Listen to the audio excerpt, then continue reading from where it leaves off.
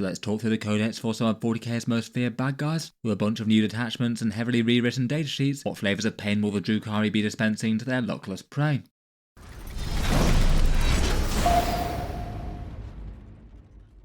Hello and welcome back to Auspex Tactics, where today we're talking Drukhari, and in this video we're talking through their codex, which unless Games Workshop have any surprises, this might well be the very last codex to come out in 10th edition. Throughout 10th, the Twisted Dark Elder have had some ups and downs, starting out very weak indeed and being far too over-reliant on Dark Lance spam, at one point being one of the very strongest factions in the game with their Skysplinter assault, and perhaps recently being at least fairly well balanced, people still having good success with them on the tournament scene, though not desperately overpowered or underpowered. Compared with most codexes though, it feels like they've had more changes in their 40k 10th edition codex compared with many.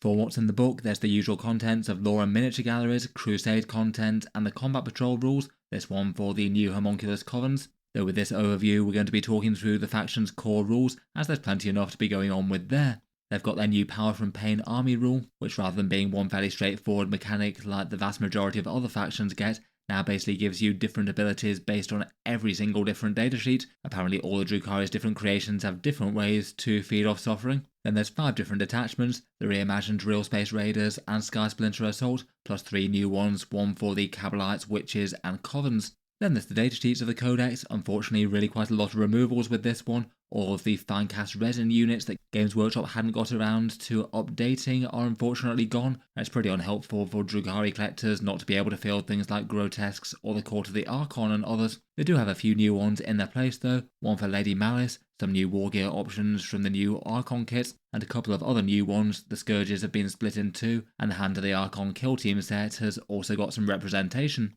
There are points costs in the book, but usually they're wrong to a greater or lesser extent. They'll eventually be available for digital download from Warhammer Community, so it means at the moment we won't really know final relative unit power, but can get a good grasp of the faction mechanics, of roughly what they might be thinking in terms of points changes, with some that look notably higher or lower than others. As ever, if you were looking to pick up the book when it comes out, or any other Warhammer 40k kits, you can support Auspex Tactics via the affiliate discount retailers linked down in the video description, and they can save money versus buying via the Warhammer web store. They usually have between 10 and 20% off depending on where you are in the world, and a big thank you to anyone picking up miniatures through those. If you do happen to order something in anyway, it does help to support the channel and keep big videos like this coming. Let's jump straight into it though, and first up we have the faction rule Power from Pain. This one representing the Drukhari is feeding off the other races of the 40k galaxy, nourished and sustained by their pain and using it to preserve their souls, gain strength and live unnaturally long. I did quite like the overall feel of this one. Like the index, you still gain pain tokens either when an enemy unit is destroyed or when they fail battle shock, meaning that failed battle shock tests have a lot more value to Drukhari compared with average armies out there. And while previously you might get some pain tokens at the start of the battle, now you just gain one at the start of each command phase, so you will at least have one for turn 1, and a steady supply even if you don't manage to get loads of kills. The way that you spend them has changed in really quite a big way though. Previously you could plug them into re-rolling hit rolls and getting extra AP in melee, plus re-rolling advances and charges. Now rather than that rather straightforward damage and movement system, it's become far more complicated. Every single unit basically has a pain ability which is different to every other, and you now spend pain tokens to empower that unit for a phase. The abilities typically last for one phase only,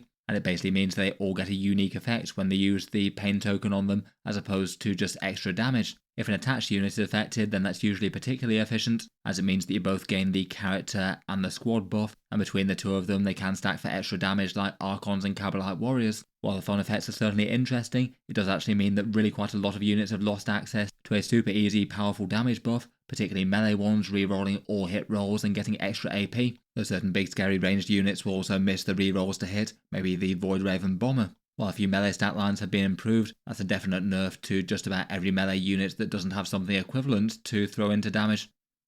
Just for a few examples of pain abilities, as mentioned they're listed on each datasheet at the top on the right with the pain keyword, and it does mean that Drukhari are going to be a bit more of a complicated faction. You're sort of essentially getting an extra 1 stratagem per unit that you fund with a different resource that you need to keep track of, and keeping all those straight in your head and knowing exactly where those pain tokens are going to be worth spending or worth passing up is going to make the faction a bit more skilled to command. For just a few examples of the pain abilities though, Kabalite warriors can reroll wound rolls of 1 or all wound rolls if their target's within range of an objective marker. The Archon can reroll all hit rolls for his unit, so that means that you could have both the Archon and the Kabalite warriors get their damage buffs at the same time if he's leading them. The Raider basically powers up its Splinter Axe, so anti-keyword units firing from its firing deck get to reroll hit rolls, and the Talos Pain engine gets fights on death declared at the start of the fight phase. Overall, it's really quite a lot to take in. Sometimes it feels like it's buffed the unit if they've got a particularly good ability there. Sometimes a passive ability they could use for free has gone to the Pain ability,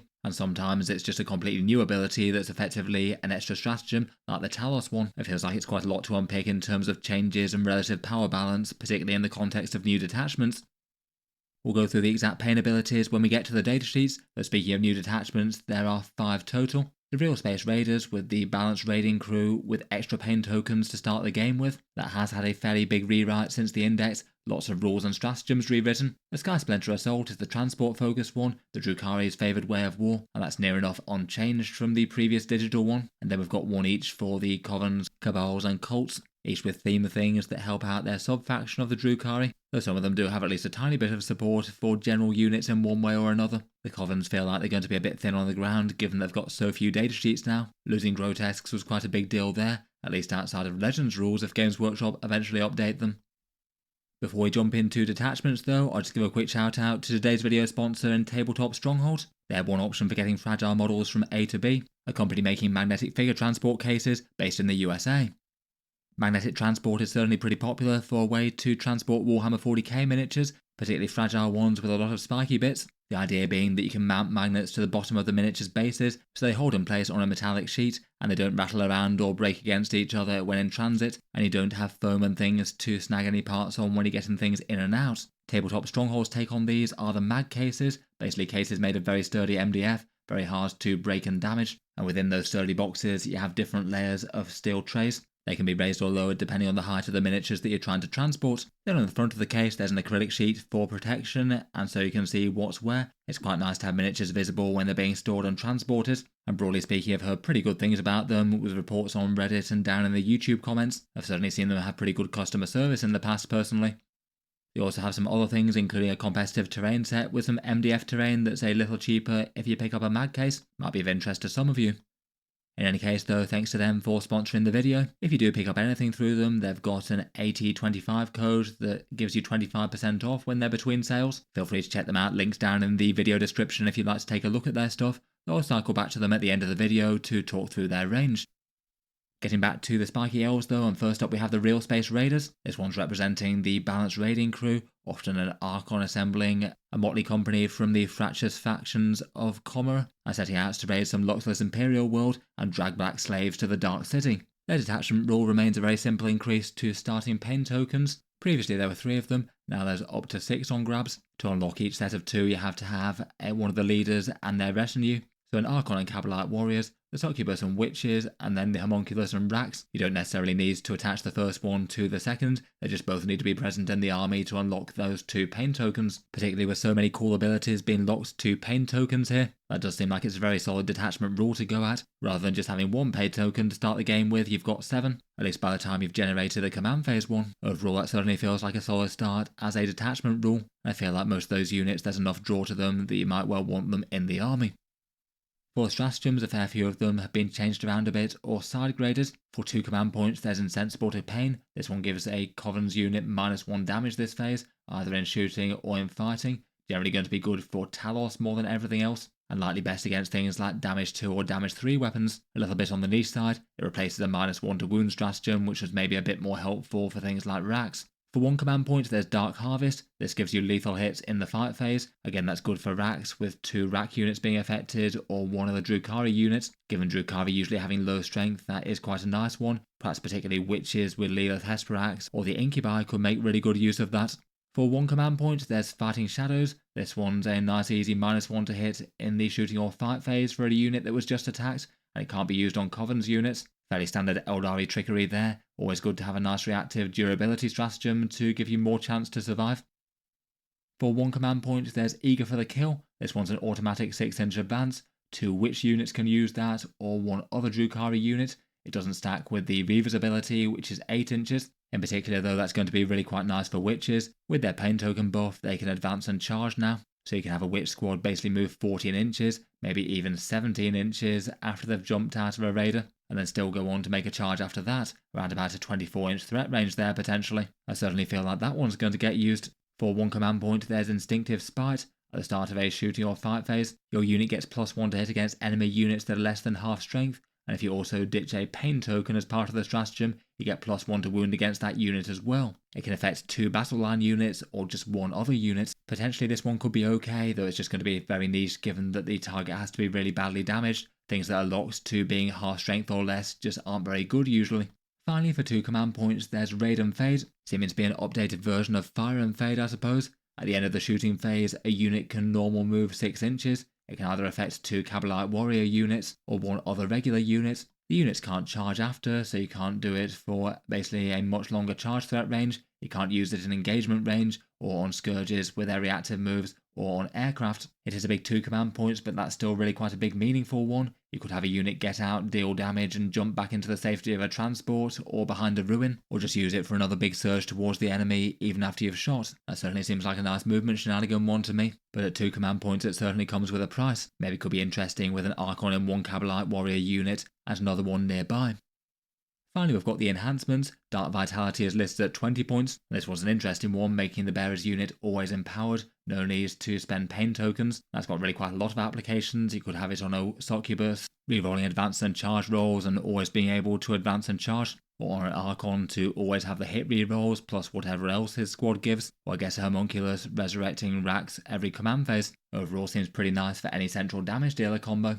Labyrinthine Cunning is 30 points. This one's Archon only, and in the command phase, if the bearer is on the battlefield, you can either gain 1 command point on a 4+, or spend a pain token to automatically get one. It feels maybe a little bit take or leave at a big 30 points for that one. Plus you would have to have the Archon actually on the board and not in transports for it to work, so that does make it just a little bit more niche to me. Then we've got the Eye of Spite. This one's 20 points and only affects the succubus. It gives you +1 attack and +1 AP to the bearer's melee weapons, and you have the option to spend a pain token to go up to +2 whenever they fight. That one doesn't really seem very impressive to me, and not really for the pain token really. The extra AP is nice enough, but you already have 7 attacks, going up to 8 doesn't really make a massive amount of difference there. Finally, for the Homunculus, there's the Crucible of Malediction. This one is a once per battle thing. You unleash it in your shooting phase, and then every unit within 12 inches must test Battle Shock as all the tortured souls escape, I guess. If you spend a pain token while doing so, then they get -1 to the test. It could be a potential way that you could farm a bunch of pain tokens, that you would have to have a few enemy units around you to have maximal benefits. It's going to be best if there's enemy psychers on the board, as each time they fail the test they take 3 mortal wounds, but that's going to be quite opponent specific. Overall feels like a points filler really, not really a must have. But if you chose to take a Homunculus anyway to unlock the extra pain tokens, then it could be a points filler. This detachment wasn't really a particularly widely played one pre-Codex. I'd still be kind of surprised if it turned into the most used one now. It just feels like the easy delivery to melee and the powerful stratagems of both the Skysplinter Assault and the Reaper's Wager will still give it some big rivalry. I say for the biggest source of strength, the pain tokens are a big deal now, with quite so many abilities keying into them. Lethal hits in the fight phase is quite a nice one, as is the Auto 6 advance for witches. Maybe with the big shift around to pain tokens it'll gain a bit more relevance. I'd certainly say it seems stronger than it was before.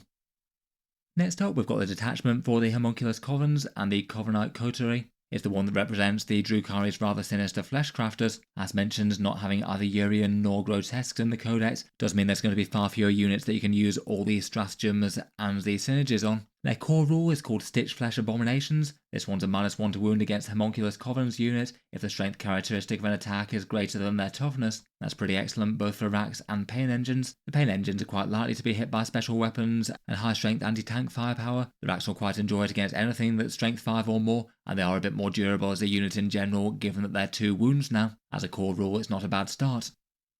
For stratagems, for a 1 command point there's Post-Mortality. This one's basically revive a Homunculus model on death, though you do need to also spend a pain token to do so. If you spend 1 then they come back on 1 wound remaining. If you spend up to 3 then they have that many wounds. As with other ones like this, it's only once per Homunculus per battle, and they come back at the end of the phase outside of an engagement range, so usually your opponent can't either shoot or melee them to death in 1 phase only. It is quite a handy one, having 1 character just turn up again to be a nuisance, and maybe do some objective or screening things is generally quite good, though on the other hand a lone Homunculus on 1 wound still isn't exactly going to achieve loads. It's certainly a lot less powerful than the Urian Rikarth get back up and have 4 wounds remaining one. I guess maybe it could be a bit of insurance against a Homunculus getting sniped, though with their durability that also doesn't seem super likely. Next up for 2CP, there's Distillers of Fear. This one gives you devastating wounds to a Homunculus Covenant unit in the fight phase against battle-shocked enemies, which is pricey but potentially really quite deadly, given that the Homunculus Covenants have a lot of anti-infantry keyword things, plus the base racks have anti-infantry 4+, and also twin-linked,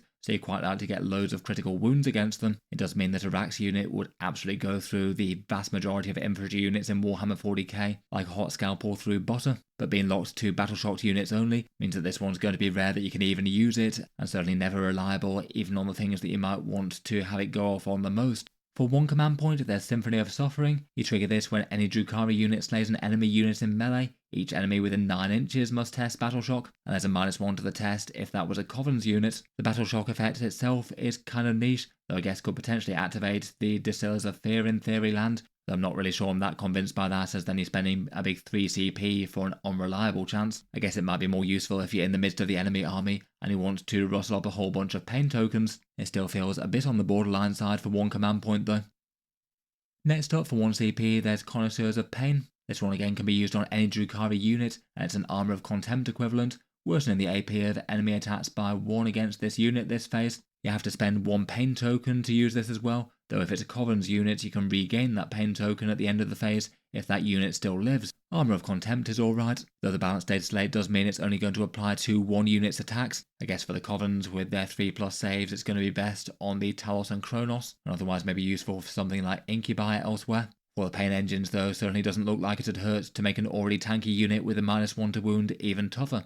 For 1 command point, there's Poisoner's Art. 1 non-vehicle enemy unit hit by a Covenant unit in melee is poisoned for the rest of the game. And this one's sort of like Fulgrim's poisons. At the start of each command phase, you roll a d6. On a 4+, they take d3 mortal wounds, and that's yours and the opponent's. At least in theory, over the course of the game, that could get some pretty nice damage. In reality though, you do have to wait quite a long time between stratagem effect and then actually getting some meaningful damage built up, and there's a good chance it could just fail and you get unlucky. If you manage to attack a unit in melee as well, then it's likely at the front of the army and it's probably going to be taking more damage already, but it does feel nice enough in the right situations. Maybe an incidental combat where you've got an attack on something but you're not going to have a chance to kill it later, and you know that this is likely to put the finishing touch over a few turns. It's certainly quite a fun stratagem. Then for 1 command point, there's Enfolding Nightmare. This one's a d6-inch surge move for a Covenant's unit that was shot in the enemy shooting phase, and as with other surge moves, you have to move directly closer to the closest non-aircraft enemy unit, and you're able to go into engagement range, so you might unexpectedly step into combat with something the opponent didn't really want locked up.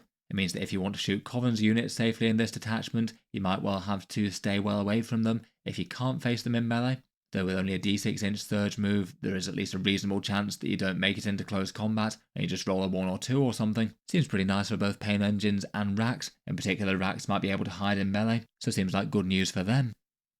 Then finally, for the Covenite Coterie, we've got the Enhancements. All of these are locked to Homunculus only, and their updated rules basically allow them to farm pain tokens and have the option to regenerate racks. Master Regenesis is printed at 25 points. This one allows them to regenerate far more racks. You heal d3+3 of them rather than d3+1, and that's really quite a nice buff to a racks unit, which is already fairly tough given their 2 wounds each now. That at least seems like a pretty interesting one to put in a big unit of 10 of them. If the opponent's not able to focus multiple units on them, with the detachment rule they might well survive, and then regenerate in a big way with loads of models restored. I feel like that one seems like a tempting one. Master Nemesine is a slightly niche one. The bearer's weapons get anti-beast and anti-monster 4+, so a homunculus that can do a bit more against things that aren't just infantry. It wouldn't really be my go-to, but if you happen to have another homunculus on the board, then it's not awful as a points filler, I suppose.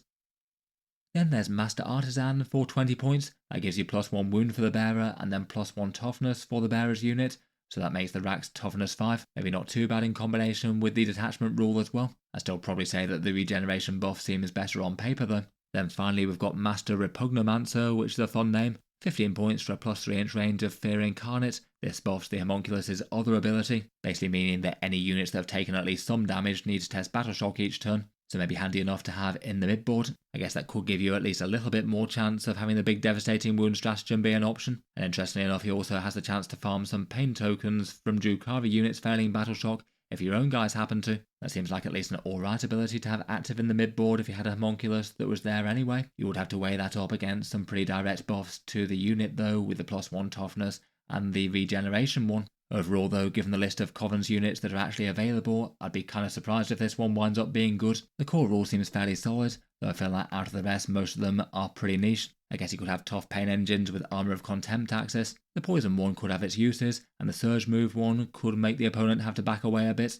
Plus then you've got a few tough rack units with extra toughness from Homunculus Enhancements. I can't help but think that this one might have a bit more draw to it if Grotesques were in the Codex, and you can have more wounds of flesh creation on the board.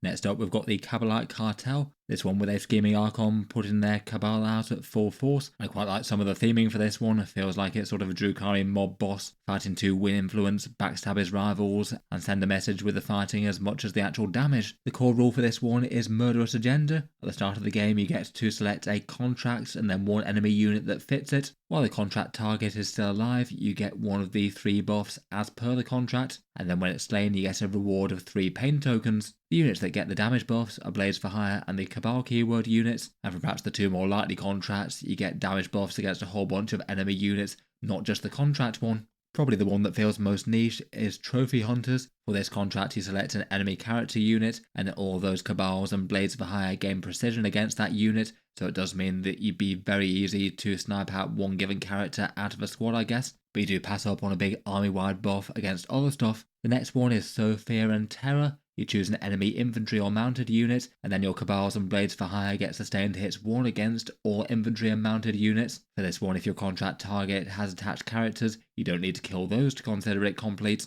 Then finally there's Show of Strength. For this one you select an enemy monster or vehicle unit, and that means your units gain lethal hits against all monster and vehicle units. So a nice boost against taking down tough stuff. Overall certainly feels interesting as a nice easy damage buff that can affect quite a lot of units in your army. You could be affecting some pretty big guns with this, all the shots that will be coming out of Ravagers and Scourges for example, though it does feel like a bit of a curious one given that you only get the damage buff until the prime target is destroyed, and then you get the pain token reward and your army rule's effectively over. In reality what you'd have to do is plan on using the stratagem that you have available. That requires an Archon Warlord to be on the board and then 1 command point spare, and then they can redesignate the new contract. I guess in this army it makes it paramount to keep the mob boss alive and then going for the next thing. It does kind of weirdly mean that you might be tempted to select a contract target that's not going to die too early, so you just get the damage buffs uninterrupted and not having to spend more command points.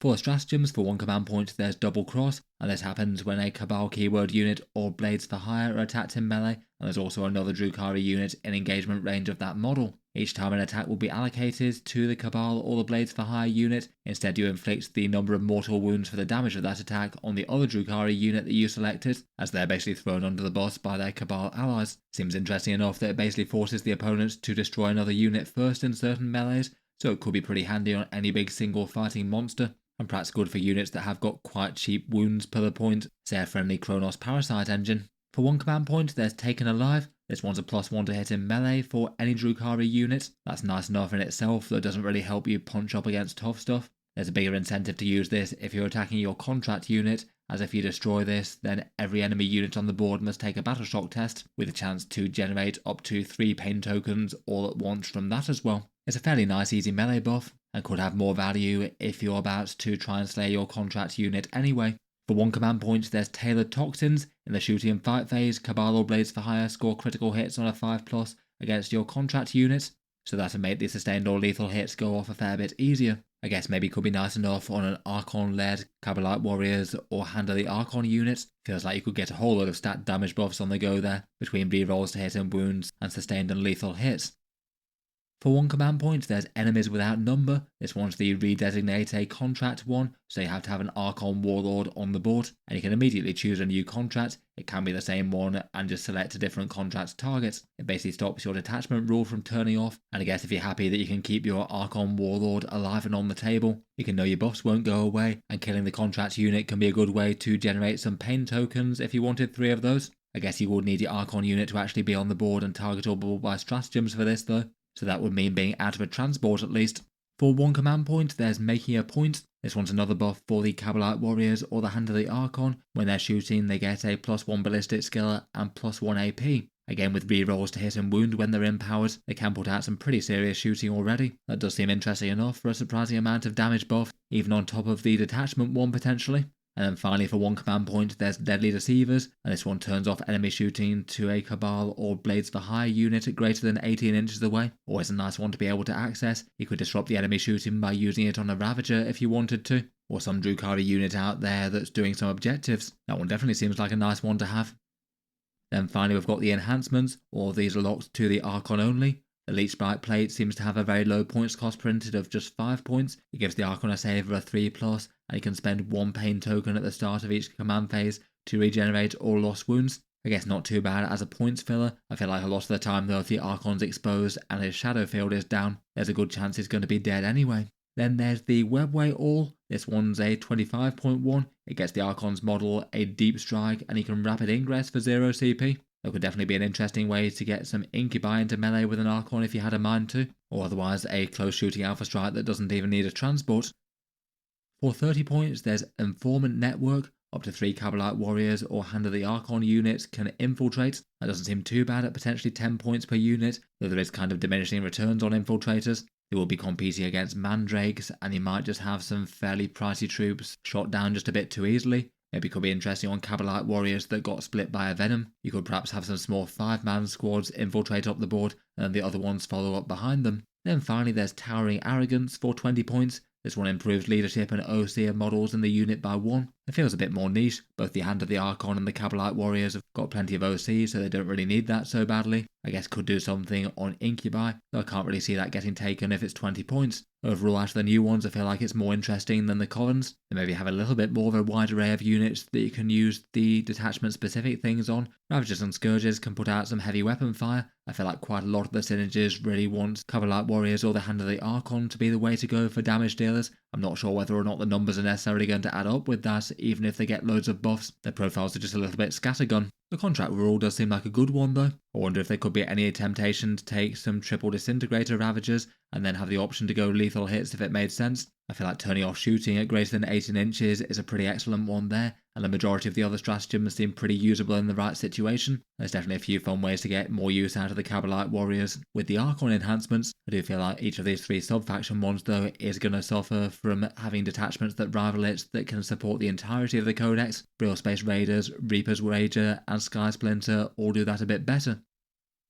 Finally, for the sub-faction themed detachment, we've got the Witch Cult one, bringing some gladiatorial fighters all stimmed up with combat drugs to a planet near you. They'll buff the Witch Cult unit, so obviously that's the witches themselves, but also things like Reavers and Hellions. Their core rule is quite a big involved one called combat drugs. At the start of your command phase, you either choose 1 combat drug from the list or roll for 2. If you choose one, then you can't pick one that you've already been selected, so you couldn't just repeatedly spam the exact same choice all game long. The buffs are generally quite good ones. There's a +1 attacks, +2 to move, +1 weapon skill, +1 toughness, +1 strength, and finally a combined offering that's +1 leadership and +1 ballistic skill. I guess both of those being a little bit lower yield, though for the most part it feels like just about any melee army is going to get good value out of most of those. I'd say for the witches, perhaps the high yield ones are the speed and the damage ones, and still with +1 toughness they're not really going to be all that tanky. I guess the Hellions and Reavers will at least get toughness 5. Overall they seem interesting. Certainly feels like you could just pick one that's going to have the most impact in a turn. Maybe +1 strength if it's going to make a +1 to wound differential.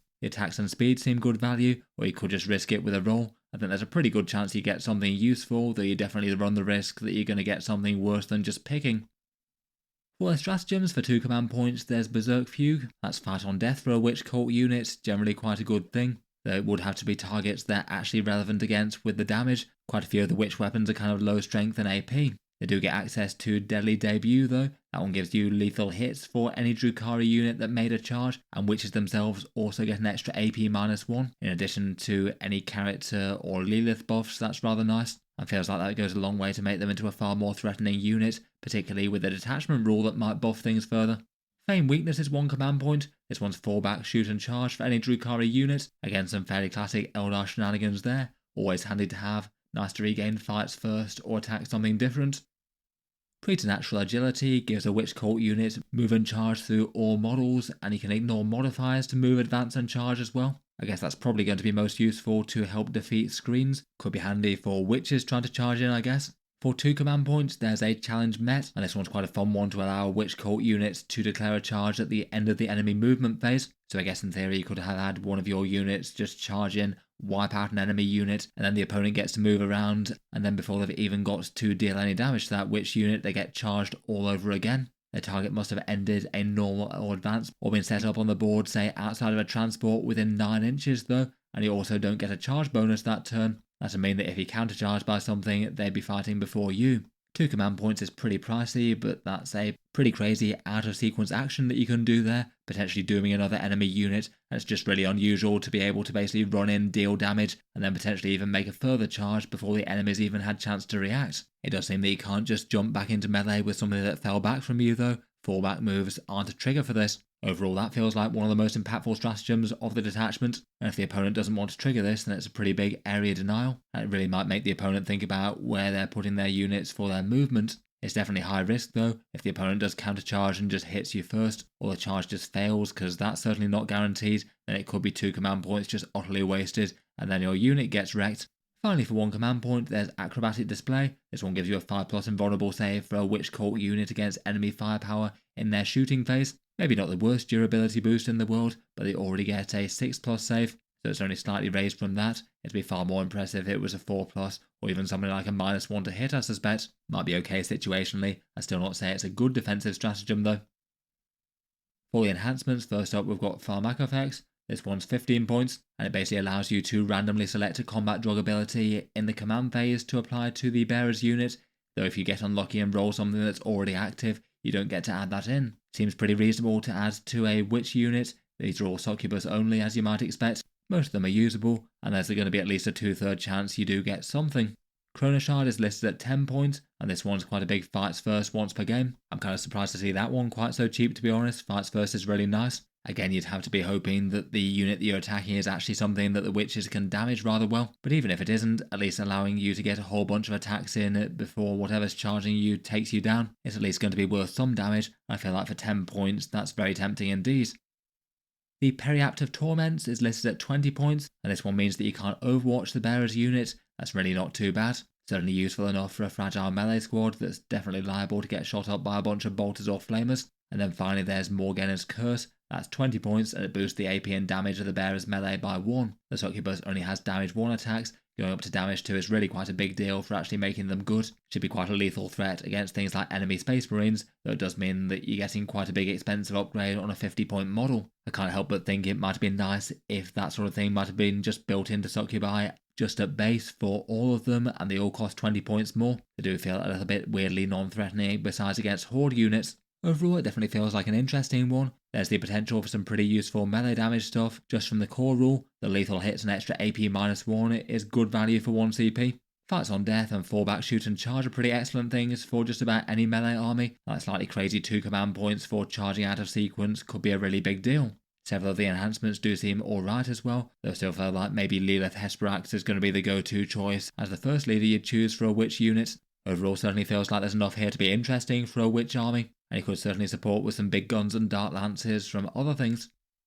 Finally, we've got the Skysplinter Assault, which I won't go over in too much detail given that it seems to be basically unchanged since the index. I guess though with the new context of the units working rather differently, and not all of them having very easy access to big damage buffs with the power from pain. As before though, it's the transport one. Reign of Cruelty gives you either ignore cover or the lance keyword to units that are jumping out of transports. It's really quite a nice buff for both witches and incubi. For the stratagems, there's one for embarked models to deal some mortal wounds, a 1 command point 1 for sustained hits 1 or sustained hits 2 for shooting for a transport unit that got out, sustained 2 on Kabalite warriors or Hand of the Archon are genuinely really quite threatening with all the rerolls they can get on their units. Wraithlight Retreat allows you to fall back or make a normal move at the end of the fight phase, so potentially hiding and jumping back into a transport to get away and remain safe. Another quite nice one though does require the transport to be in close proximity to what you are charging. Swooping Mockery gives a transport a reactive move of 6 inches. That could be a really big deal if you keep one safe by hiding it behind terrain or backing away from a charge, particularly if there's some valuable units within. There's a 4+ invulnerable save for a vehicle unit against shooting, nice for Ravagers or transports there. And then finally the big scary one, Impounce on the Prey, and that one basically gives you the Land Raider Assault Ramp style move, allowing you to move, drop, charge. So enormously long charge threat range from incubi or witches. It's still pretty great for both, maybe just a tiny bit less absolutely auto-include for witches, now they can advance and charge for 1 pain token though I suppose. Finally, for the enhancements, there's gaining a pain token if you slay an enemy unit in melee on an objective marker for 10 points, not awful. The Nightmare Shrouds to deny Overwatch, again pretty nice on Incubi and I suppose Witches as well. Phantasmal Smoke is 15 points for stealth and cover within 6 inches of a transport. That seems like one to go for an Archon shooting combo if you want to give them an extra bit of survivability. And then finally printed at 15 points, there's Sadistic Fulcrum. If you empower a unit in the shooting phase, one transport within 6 inches can also reroll hit rolls. That could be particularly helpful with a transport with a full firing deck. And maybe that one has a bit more interest now the pain tokens are being changed around. Feels like you could have one Kabalite squad disembarking and getting some full rerolls with an Archon, and then have the next embarked on the Raider and also putting out some incredibly nasty firepower. Overall, with the Drukhari's big focus on the transports, I'd still really expect the Skysplinter to be a strong one. So far it's been this and the Reaper's Wager that have been the most powerful options. I guess it's going to be interesting whether or not the new version of Realspace Raiders with the extra pain tokens and the new unit focus on them is going to have any chance of unseating them. And out of the rest, I'd probably guess that the Witch Cult one might have the next best chance. It just seems like it's got some pretty meaningful buffs and things to be able to act out of sequence, though maybe not really all that much to handle tough stuff, which does seem like a drawback. In any case, now the Drukhari have access to a whole bunch more detachments. 3 focused around their sub-factions, 1 transport, 1 allied harlequins, and 1 sort of balanced pain focused. Lots of interesting ones. I still feel like maybe the Harlequin allied Reaper's Wager one that works absolutely fine without harlequins in it is still going to be one of the ones to beat though. Perhaps particularly with changes to pain tokens, meaning that re-rolling ones all the way around is something that plenty of units can't do or isn't going to be redundant quite as much as before, as well as just having some really nice buffs for Drukhari units getting close. Let me know which ones you'd be tempted to try out down in the comments below. I'll certainly look forward to seeing what people wind up coming up with and doing well with. Next up though, let's get on to the second half of the codex, which are the datasheets. As mentioned earlier on in the video, unfortunately there have been a bunch of unit losses for the Drukhari codex, and going into the book release there did seem like there was a good chance for quite a few Finecast resin models to be retired. Games Workshop have usually been phasing them out for each codex as they came out in 10th. It was quite disappointing that Drukhari didn't get a more generous plastic release this time around. I guess if it hasn't happened in 10th edition, then they've got to be pretty odds on for 11th. Same as the Grey Knights, they've just got a range with a whole bunch of holes in it, really needing to be patched with some new plastic kit releases. In any case, for the units that aren't appearing in Codex Drukhari, that's the Grotesques, the Court of the Archon, the Beastmaster and Beast Packs, and the Urian Rakarth. The majority of those staples of the faction that go back a really long way, several of them to some of the earliest days of when Drukhari became a thing. For in-game power, the Court of the Archon and the Beastmaster and Beast Packs have been appearing in a whole bunch of competitive lists. Urian could be an interesting utility unit with his Revive on Death, and the Grotesques were pretty playable after points cuts. It's not exactly great news for the Drukhari roster in game as well, having some cuts to an already slightly limited army. And as mentioned, it particularly is nasty for the Homunculus Covens, losing one of their 2 key damage dealer units, even if Games Workshop seem to have beefed up the racks a bit to compensate. In particular though, it's not going to be good feels for all the Drukhari players who have these in their collections already. My guess is they'll probably release plastic kits for all of these, or at least the majority, and in the meantime they will eventually come out with Legends rules for them, or you can just use the ones from the Index I suppose in casual games. It's still not ideal though. Ideally they would have released some plastic kits, or at least kept them in the Codex in the interim. The other units that potentially aren't going to be usable as well are Harlequins and Corsairs, as it doesn't seem like there's any way to field them alongside Drukhari units that didn't appear in the Codex, and there doesn't seem to be any other special rule to add them in. I was wondering if they might add them in as their own datasheets within the army, say in a similar way to Inari Drukhari units for the Eldari Codex, or the Demons units in Codex Chaos Space Marines, but it seems that Drukhari might be going the way of the Genestealer cult with these, and just locking their allies to one named detachment. If so, it'd just mean that you can field Harlequins allied in the Reaper's Wager, but not anywhere else. If so, that does mean that it could represent the loss of a fair few options unless Games Workshop does some digital updates. I feel like Harlequin and Corsair units didn't tend to get played enormously frequently in Drukhari lists, at least outside of Reaper's Wager, though it's quite nice to have them as options. Again, wouldn't be great feels though if they do wind up being detachment restricted for anyone who had picked up a few units of them.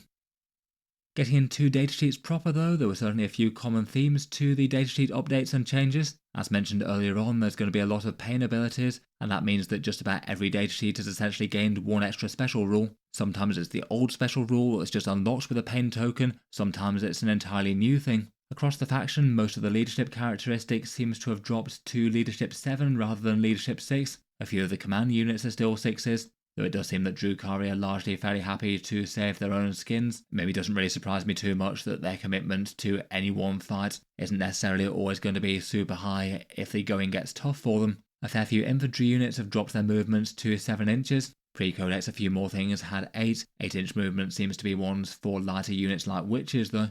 Finally, for common bits of kit, disintegrators were buffed a bit. They now have 3 attacks at strength 6, AP 3 and damage 2, rather than strength 5, AP 2 and damage 2. That's quite a nice improvement for them, and maybe sometimes people might think about using them instead of Dark Lances. As mentioned, they feel like they could get on fairly well with the Cabal detachment and flexing into lethal hits when they need it.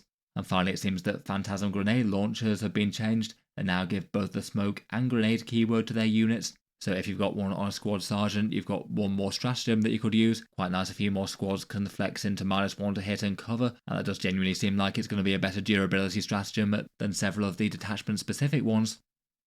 Let's jump into the units themselves though. We'll start with Lady Malys as the new character, and then go through the other units, starting with the infantry, then mounted, then vehicles and characters. Lady Malys is one of 2 new models coming for the Drukhari in 10th edition, along with the new reimagined sculpt of the Archon. She's the Archon of the Poisoned Tongue, and one of the great schemers of Comera, with some interesting backstory with her pact with the Laughing God. Her printed points cost is 115 points, though of course we'll have to wait for the digital points as to what it finally winds up as. They often tend to make small changes from the Codex, but it does seem that she's likely to cost significantly more than the standard Archon. For her profile, she's a 5 wound character with a 4+ invulnerable save. She doesn't get a shadow field.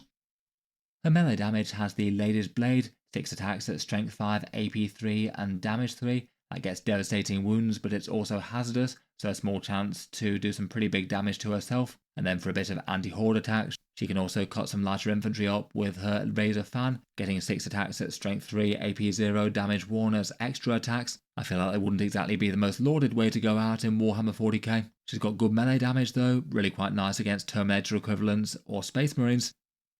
Then for special rules, she gets 3 good ones. Her Power from Pain ability that's activated with a Pain token gives you either sustained hits 1 or lethal hits for her lead unit. That's quite a nice extra buff and could stack interestingly with the alternative rule in the Kabalite detachment, plus you get any buffs that the squad gets. Then finally she's got 2 other command abilities, one called Mind Like a Steel Trap, which is an aura of +1 command point for stratagems used nearby. That's quite disruptive to have moving up the board. And one called Precognizant, that allows you to redeploy 3 units or put them into strategic reserve. Could be nice enough for shuffling a few things like maybe Ravagers or something around the board, making sure that they're safe from enemy first turn shooting, though can move to get lines of sight potentially if you get first turn. Overall she seems interesting enough, that's a nice enough collection of abilities. I feel like if she's this much more than a regular Archon though, it might be a tough sell. I probably hope that she's at least a little bit less expensive than 115 points. Let's get into infantry units though, and first up we have the Kabalite Warriors. They're 1 wound 4+ save infantry, previously at 100 points, and generally pretty useful for their sticky objectives rule. Quite nice for the Drukhari securing points and moving on. They still get a wide array of special weapons, being able to take 1 copy of most of them, and the Codex feel like they've got a few improvements overall. They have the boosted Phantasm grenade launcher so they can get smoke if they want, and they've got the Kabalite icon for the sergeant as well. You can basically choose between 1 extra OC for the unit or the grenade launcher for the smoke keyword. You can either take one or the other, and both have value. The sticky objective ability has been nerfed a little bit. It now no longer works inside transports automatically, so it will work within raiders given that it's on the raider datasheet, but it won't work with venoms, and that is kind of a shame for them, as one of the most popular ways to field them was split units in a venom. Finally, their new pain ability is called Sadistic Raiders. It gives you reroll wound rolls of 1 for a pain token, or rerolling all wound rolls against something or an objective marker. Basically, I would only use this if you're targeting something or an objective. Overall, I still feel like they're going to be a very relevant unit. Sticky objectives is great to have. Maybe a bit more temptation to put them in a raider as opposed to elsewhere. There'll be a core unit in the Kabalite detachment. There's maybe the hint that Games Workshop might put them up in points cost, given the Codex printed points are 115 rather than 100. They've got a rival for their battlefield role now, as they have the Hand of the Archon as an alternate build for them. This one's the Kill Team kit as mentioned, and gets a whole bunch of fun Kill Team specialists and things, so this squad has an absolutely vast array of war gear. They're a new unit, and their Codex printed points cost is 130, so whatever they do finally settle at, it's likely they'll be a bit more than the Kabalite Warriors. And I say broadly they get more buffs than the Kabalite Warriors do, though there are some side grades and things they don't get. For what they lose out on, they're only OC 1 at base, though can get the icon for the extra OC. They don't have sticky objectives, and they don't have the big damage rerolls, plus they can't take quite as many of the heavy or special weapons. You have to choose either Shredder or Blaster, and Dark Lance versus Splinter Cannon. They also aren't battle line as well, so you can't have quite as many of them. For most of the rest though, it generally tends to be positives. They've got a bunch of extra special kits, things like Stinger pistols, and a couple of new melee weapon profiles with the Pain Sculptors and the Razor Flail for a few more higher AP damage 1 attacks. And they also have the Scout 7 inches rule, which means they can move into the midboard, potentially with a transport if they want to, so they could scout up with an Archon in a Raider, and potentially put a fairly threatening unit right in the midboard, hopefully obscured by a Ruin turn 1. Then for their special rule, they get to nominate one objective, and then when they go onto that objective, they become OC3 and get a 5+ invulnerable save. That does mean you probably actually need to take their squad down if you did want to claim that point. Even with a 5+ invulnerable save though, they're still going to be fragile for the points cost. They get a Stim Needler that allows you to blank a damage once per phase, so I guess that helps out a tiny bit with that. And then finally, on top of all of that, they have their pain ability called Assassin's Poisons. This one gives them lethal hits and precision with their ranged weapons, though it doesn't affect dark light weapons like blast pistols, blasters and dark lances. Feels like that's probably worth flexing into for the precision if you just happen to have a light character where that's really going to make a big difference. Overall, it's quite a big datasheet with really quite a lot going on. Lacking the sticky objectives and the big damage rerolls, I do wonder whether or not they're going to necessarily be a direct upgrade to the Kabalite warriors. Though I feel like with their draw of scouts is maybe the biggest thing that actually marks them out as more of an upgrade, paying a premium to get into a place on the board where the Kabalite warriors couldn't turn 1. Overall they do seem pretty interesting and could be fun in the Cabal detachment. Next up we've got the Witches, battle line unit of the Witch Cult. As before, they move fast with 8 inches, have bad saves at range with only a 6+ invulnerable, though they do get a 4+ in melee. For their base profile, they do seem to have had a damage buff, with their Hecatari blades now getting 4 attacks rather than 3. 3 of them get gladiatorial weapons, so that's 5 attacks at strength 4, AP 2 and damage 1.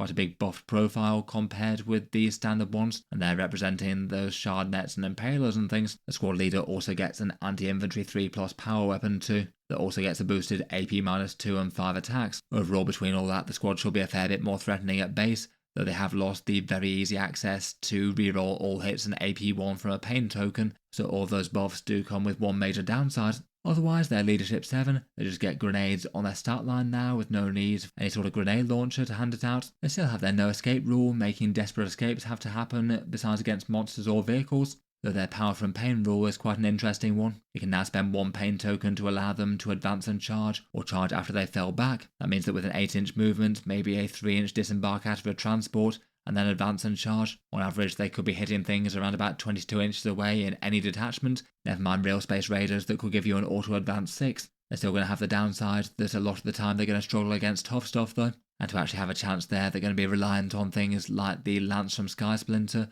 or a lethal hit stratagem. Otherwise a whole bunch of strength 3 and 4 attacks just aren't really going to hit too hard. I feel like they have given them enough of a melee buff to really keep them interesting despite losing power from pain on the old style though, and the advance and charge thing is really nice for the sheer speed they can get.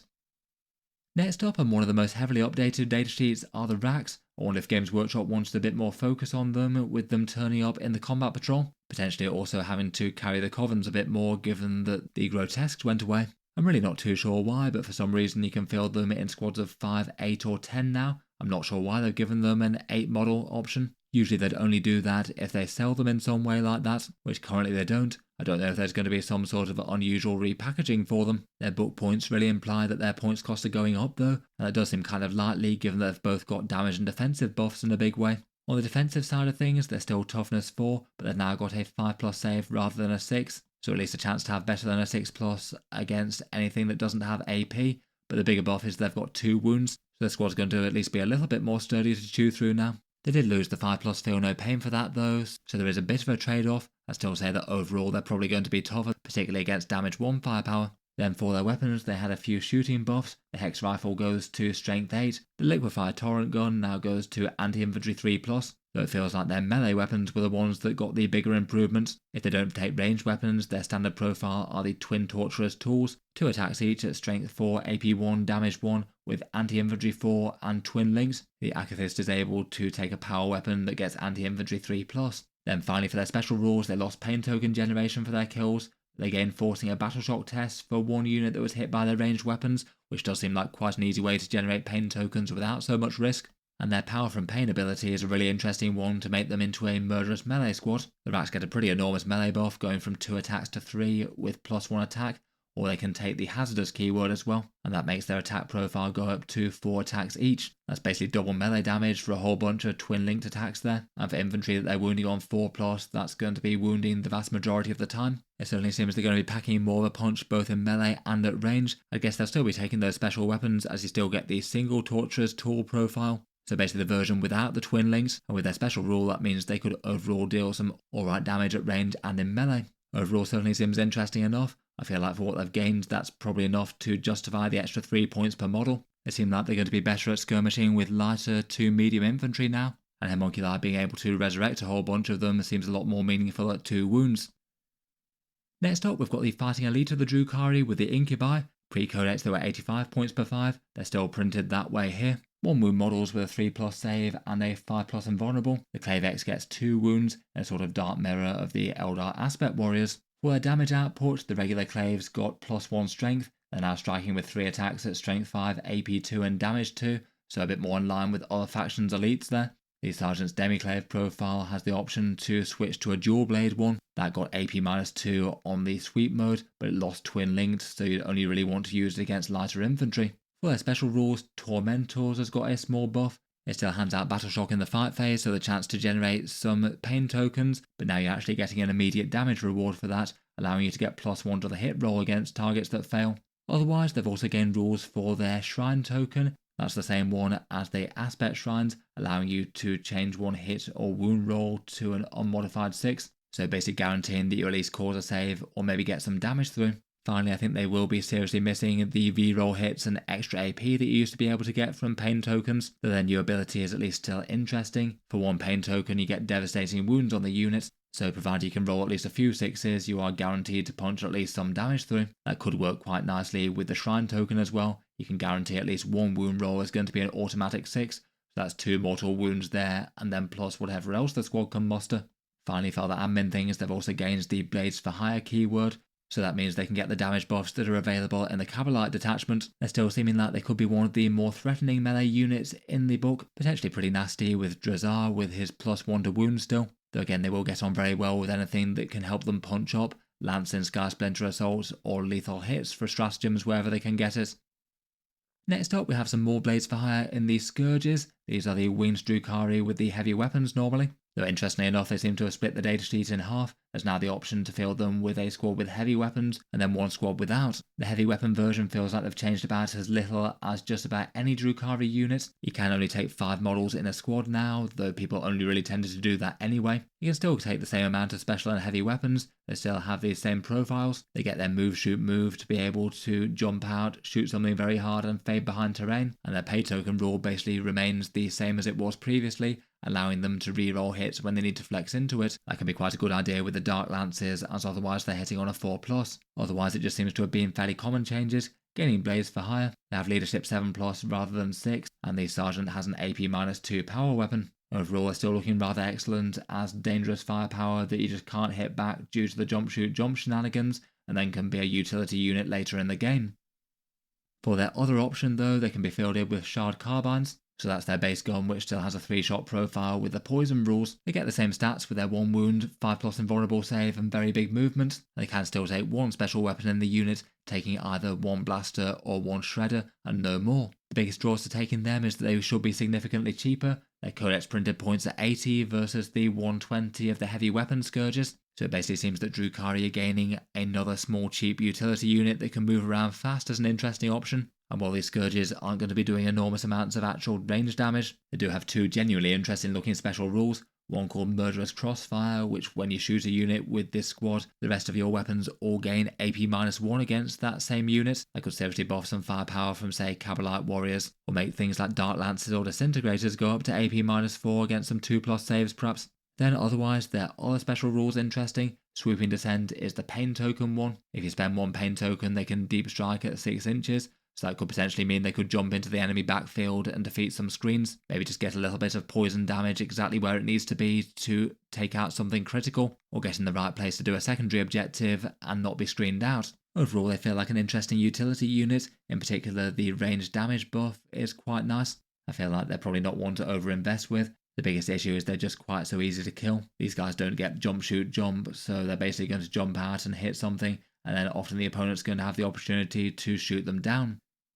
Next up, we've got the Mandrakes, which look like they might be in for a slightly disturbing points rise. Their pre-codex cost was 65 points for 5 or 120 for 10. Printed in the book though, it's 90 for 5 or 180 for 10. Obviously that might go down, but still implies they're going to go up at least by some. The base stat line is fairly similar. They still get to move 8, though they do get the 7-inch leadership. They're 1 wound infantry with a 5+ invulnerable, and what seems to have happened for them is that they have some boosted damage at range and melee, turn off shooting at long range, but their fade away has been nerfed as they now need to spend a pain token to use it. First up, the squad still has Infiltrators, the only unit that has it natively, so they're still going to be pretty interesting for that. If they do go up all this amount though, that's going to be a far more painful unit to potentially lose turn 1 for screening purposes. At range they each get 2 attacks with their Balefire, 2 shots at strength 5, AP 1, damage 1, with devastating wounds and assault, though even if you don't get devastating wounds they're far more punchy now, with ignores cover and AP -1 rather than AP 0. Their Glimmer Steel Blades melee also gain AP -1 and devastating wounds, so also a lot more punchy there. They can't be shot at 18 inches, though it does feel like that's slightly at odds with them wanting to infiltrate forwards. I guess it means they can sort of be pseudo lone operatives and guard the home field a bit. And then finally that fade away, which was one of their biggest draws before, you do have to spend the pain token for. It's still going to be a big deal to be able to hide away and move around the boards to do secondary objective things, though you're not going to want to do it with every squad every turn necessarily. It's more going to be a luxury choice, and you would have to do it before you even know whether you've got relevant secondaries to do. Overall, they definitely feel like they've got more options for using them. Not being shot at 18 inches is interesting, more melee damage is interesting, but it does look like they've got less efficient both for being a cheap infiltrate unit and an uppy downy style squad. If they do go up to 90 points for a utility unit, I'd expect to see less of them, not more. Next up, for some witch cults in the sky, we've got the Hellions and Reavers. Hellions previously were 75 points per 5, getting very fast mounted models with fly, 2 wounds at toughness 4 with a 4+ save and a 6+ invulnerable. They get some splinterpod poison shooting and then some damage to melee weapons. It seems those melee weapons are now going to be a fair bit more punchy on the charge. They've all gained Lance. The Heliarch's power weapon also gains an extra AP -2 on top of that, and he's got an extra option to take a stun claw as well. I feel like that's probably not the one to go for. It's only strength 3 and lacks the anti-infantry and AP, but does get devastating wounds and precision. They received one of the new Phantasm grenade launchers. They still have the grenades keyword, though now can have smoke as well. That's not really the worst for a 4+ save unit. Feels like smoke could be fairly justifiable on them. They swapped out their special rule for probably a better one. Previously they could fall back and charge. Now they get a reactive move. If the enemy moves within 9 inches, they get to move d6 inches. That's always a great one for hiding behind terrain or recoiling away from charges, so it's going to be directly longer to charge them. And then finally their power from pain rule is quite a good one, I think.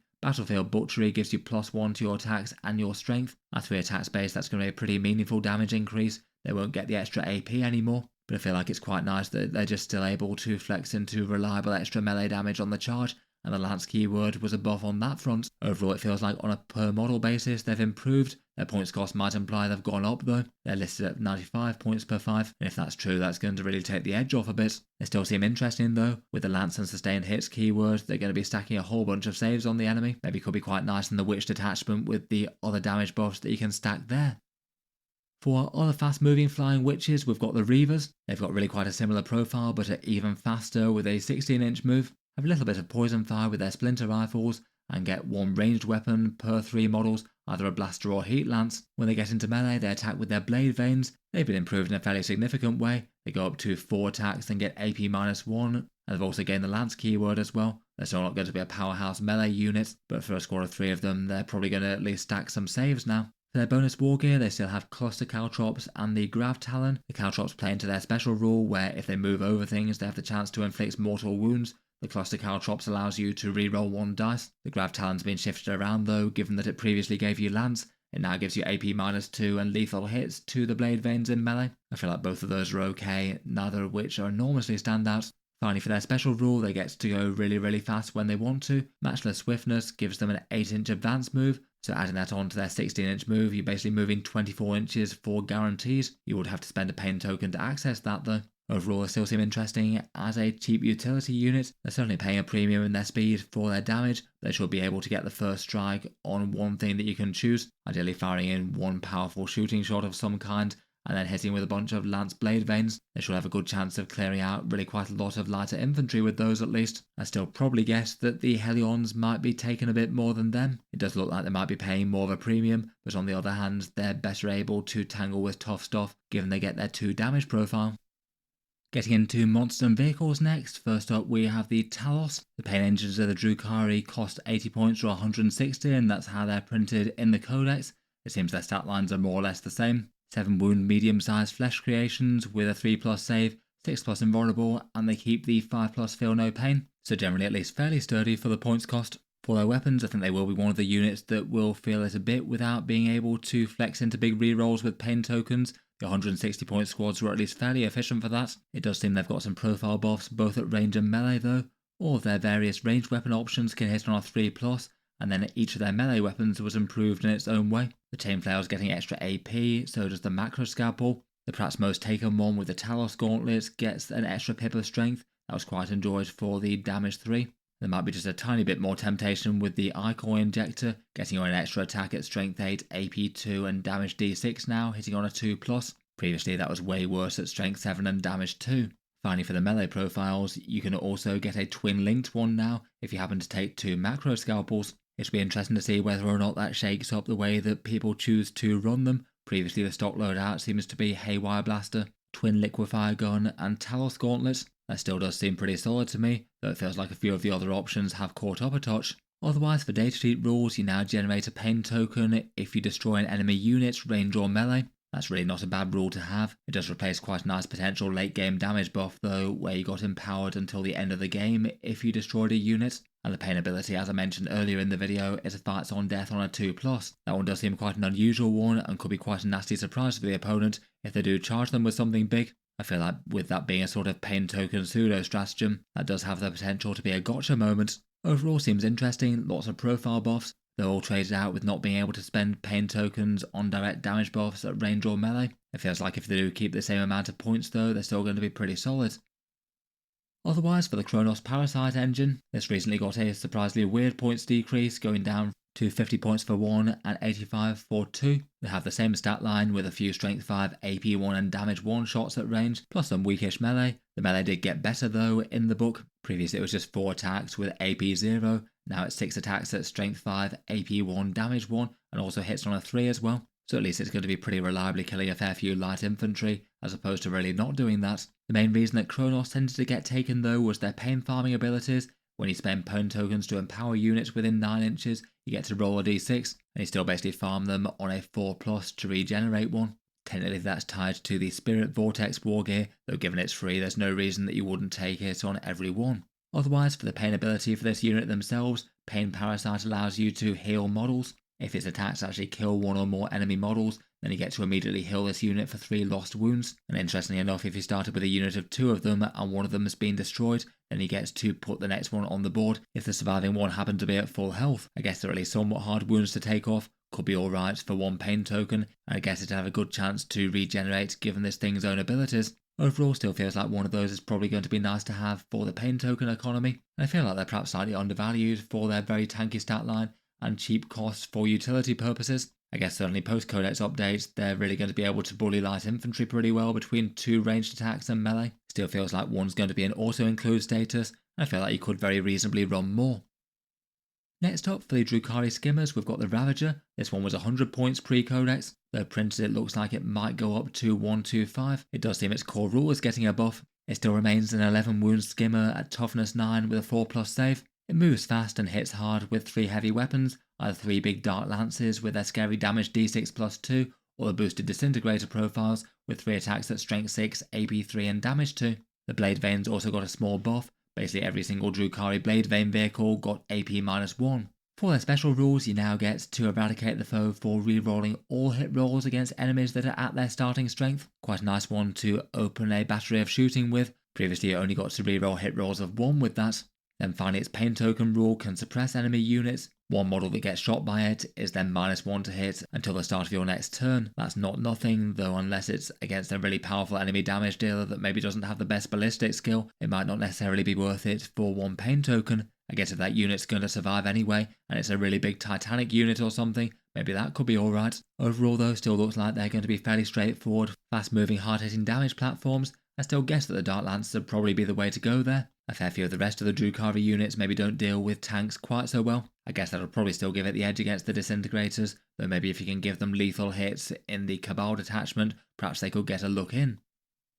For the Drukhari's iconic transports though, first up we've got the Raider. Previously 75 points, listed at 85 points in the Codex, I guess due to having really quite a lot more of a wordy datasheet. Despite special rules, I still think its core function is going to be the same. A fast moving 10 wound transports to get damage dealer squads where they need to be, perhaps incubi or witches, particularly in Skysplinter Assault. It can help them by jumping out 3 inches at the front when they go in to strike. It also brings a heavy weapon, either a Dart Lance or the new Disintegrator profile. The blade veins on this got buffed as well. They're D3 plus 3 attacks at base and also gain AP -1, so it's going to be far less a good idea to tie this up with lighter infantry compared with some vehicles out there in 40k.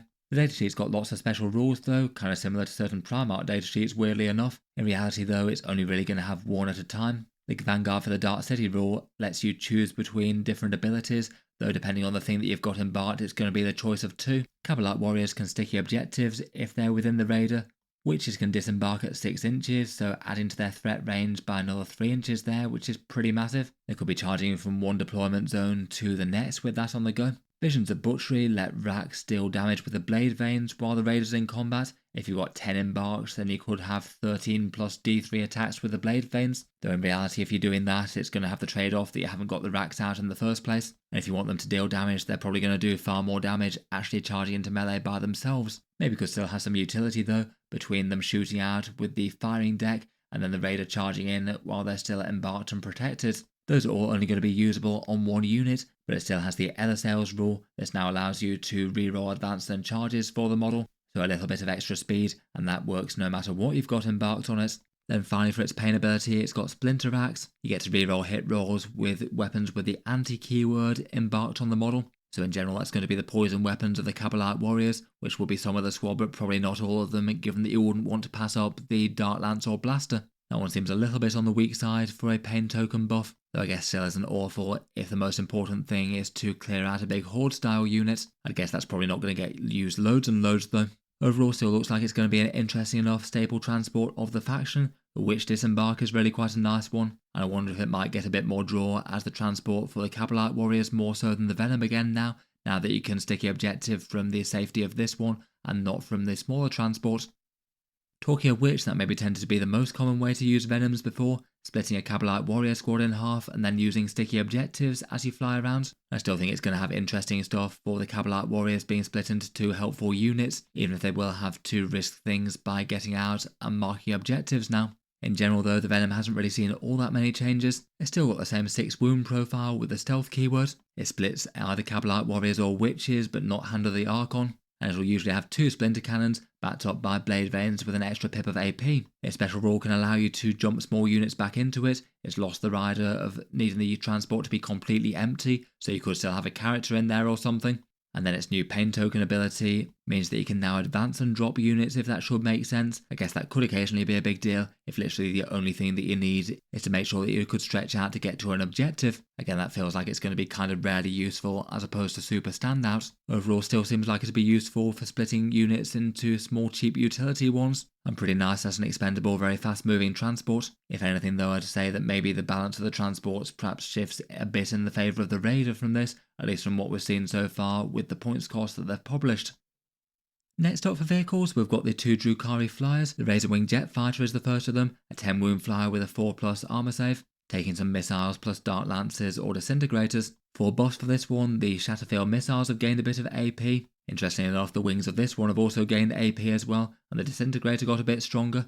And the other major difference for this one is that it's got a -2 to move and charge handed out to 1 unit shot by the plane. That is an interesting debuff, but probably not enough to justify it overall. It was perhaps one of the very least played units in the Drukhari roster before. It still doesn't really feel like it's going to be enough to justify the downsides of having the aircraft inflexibility. I still guess that the Void Raven will be the one to go for out of the 2 planes, if any of them. I'd be kind of surprised if this one gets any buffs as well, given that Games Workshop tend to not balance aircraft very well in 10th edition. Speaking of the Void Raven and aircraft balance, this one seems to be one that no matter how much Games Workshop choose to put it up, it still seems to get some inclusion in competitive lists. Pre-Codex at 235 points, though still hitting with some pretty big devastating firepower with Void Lances or Dark Scythes. Then on top of that it gets a missile launcher plus a serious bomb, hitting one enemy unit and then everything within 6 inches with a good chance for d6 mortal wounds. Its pain token shift probably isn't going to be a good one in this one's favour though. You won't be able to get reroll to hit with all that very scary firepower now. Instead you just strip the benefit of cover from one unit. It's not a bad debuff, but on a 200 plus point plane, that's not really a great one, particularly when you have to sacrifice a pain token to do it. It seems that at least Codex printed, it has gone down in cost. We'll see if that remains the case. At least on first impressions from this one though, it seems like it's going to be less useful and more niche than it was before, and I would have already said it's still a bit on the expensive side for what it did. Finally we're on to the HQ and characters. First up we've got the Archon, pre-Codex at 85 points, printed he's 80, and he's got the new miniature with the war gear options, so it means that his choice of both ranged and melee weapons and war gear has expanded. His main buffing rule is to now allow 3 stratagems for his unit, discounting one with Devious Mastermind in a similar style to other factions' captains. It seems that it's replaced the command point debuff rule which has gone to Lady Malys. Then otherwise he can cancel Battle Shock once per battle for a unit nearby, and his reroll ability has now been unfortunately shifted to unlock with pain tokens, so he allows his unit 4 rerolls to hit that could be used to unlock other buffs at the same time, say the Incubi getting devastating wounds or Kabalite warriors getting 4 rerolls to wound possibly. Then for his war gear, the damage 3 Hossblade has also been joined by a damage 1 Agonizer and a mastercrafted power weapon. Given the damage 3 though, I still guess that the Hossblade might be the way to go there. And then you've got a bit more of a choice on the other hand. You can still take a blast pistol for a punchy up close shot. Then now it's a bit more tempting to sub out for the soul trap. This one gives you +1 to your attacks and strength, so you could make a 5 attack Hossblade with strength 4 on those damage 3 attacks as opposed to 4 and 3. Overall still an interesting model. Having discounted stratagems is quite a big buff, and feels like Kabalite warriors doing shooting things after jumping out of raiders could be quite a big thing. Certainly looks like it'd be an absolute core unit for the Kabalite detachment. With the rerolls and datasheet buffs, feels like you could be getting a serious amount of firepower between all the things stacked up. Next up we've got the Witch Succubus. Pre-Codex he was printed at 45 points, Codex printed at 50. After that you get a 4 wound character that can only attach to witches. Her damage profile gets you 7 attacks at strength 3, AP 2 and damage 1 with anti-infantry 3+ and precision. She's going to be quite good at blending hordes with those attacks. That's not really the sort of squad that the witches really need help with. I feel like it might have been a bit more interesting if she'd had a higher points cost and maybe a damage 2 profile and been a bit more threatening. Otherwise though, she still gives sustained hits 1 for her unit, so just generally more damage output, and that could work quite well with things like Lance from the Skysplinter assault. Looks like she'd still be an interesting choice alongside the Witch Detachment as well, which has got multiple other ways to make them hit harder on the charge. For her other buffing ability, she's lost Fights First, and that is a bit of a shame as that was quite a powerful one. Instead getting some personal rerolls when she attacks characters, you get to reroll hits and wounds, so with precision she could genuinely be at least fairly threatening to try and snipe important characters straight out of a squad. If she can ever kill a character, you gain a command point. And then finally, her empowered pain ability is called Lithe Agility. This one allows you to reroll advance and charge rolls. That could be quite a nice one to combo with the witches. If you activate it in the charge phase, then for 1 pain token, you could reroll a charge roll and also charge after you advance later in the turn. Otherwise, finally it seems that she's lost any sort of ranged weapons. Previously she could take a fairly punchy blast pistol, but that seems that's not the case anymore. Overall I still guess that she's probably going to be second place to Lilith Hesbrax for witches for the most part. Getting their profiles up to strength 4, strength 5 is really quite a big deal. Perhaps the Succubus having more chance in the Witch Detachment or elsewhere if you wanted to put enhancements in squads. Next up we've got the Flesh Moulding Homunculus. Pre-Codex he was 60 points, Codex printed he is 70, and that gets you a tanky 5 wound character with a 6+ invulnerable save and a feel no pain. He can attach to racks only, has a stinger pistol for a little bit of shooting, and then a homunculus tools and scissor hand in melee, and can potentially be surprisingly good at taking out some characters with anti-infantry 2+ and precision. Low AP means it's always going to be a bit unreliable though. For his Codex changes, like the racks, he's also gone up to a 5+ save. His Fear Incarnate rules had a buff. That now means that if enemy units are within 6 inches, they have to test Battle Shock in any way damaged in their command phase, as opposed to just having the -1 leadership aura. That's quite a nice ability when scrapping over the mid-board objectives, and particularly for Drukhari farming pain tokens. Talking of which, he can also do that just innately as well. Any command phase, he generates a pain token on a 4+. It's only for one or more model on the battlefield though, so I guess that's a bit of a draw to having at least one of the guys around. Finally, his pain empowered buff is quite a good one. Fleshcraft allows you to restore D3+1 destroyed racks to a unit, so basically getting Yuri and Rakatha's old rule. As we saw in the Homunculus Covenant detachments, that could be buffed in really quite a big way. Either way, it's lots more meaningful now that you're getting 2 wound racks back. Overall, again, still seems interesting enough, provided at the right points cost. The pain token thing has value. The rack regeneration thing definitely has value if the unit can actually be injured but not fully wiped out. The battle shock thing might come up from time to time if you do send them to take the mid-board. Maybe the pain token thing will give him the nudge he needs to be seriously considered by a few more army lists. You could just run him solo given he's somewhat durable. Next up, we've got Lilith Hesperax. She was 95 points pre-Codex. In the Codex printed points, she's 85, though as ever that might change. And it looks like she retains the Fights First benefit, so hopefully being able to deal a bunch of blade damage before anything charging her witches wipes them out. Otherwise, she's got an even more dangerous flurry of attacks. 8 attacks at strength 3 with anti-infantry 2+ and sustained hits 2. That's going to be pretty nasty against her ideal targets, though not all that threatening against tougher stuff. And once per game can use her thrilling spectacle, going up to 12 attacks and getting a 3+ invulnerable save. The biggest downside for the datasheet upgrade though, her Brides of Death is now unfortunately locked to a pain token, so if you want the +1 strength and the extra AP that brings, you'd have to spend a token for it. Still seems like it's probably going to be worth it if the witches are going into anything meaningful though. Overall still seems solidly scary, again ideally buffed with something like Lance or Lethal Hit, which you can get in a lot of different ways.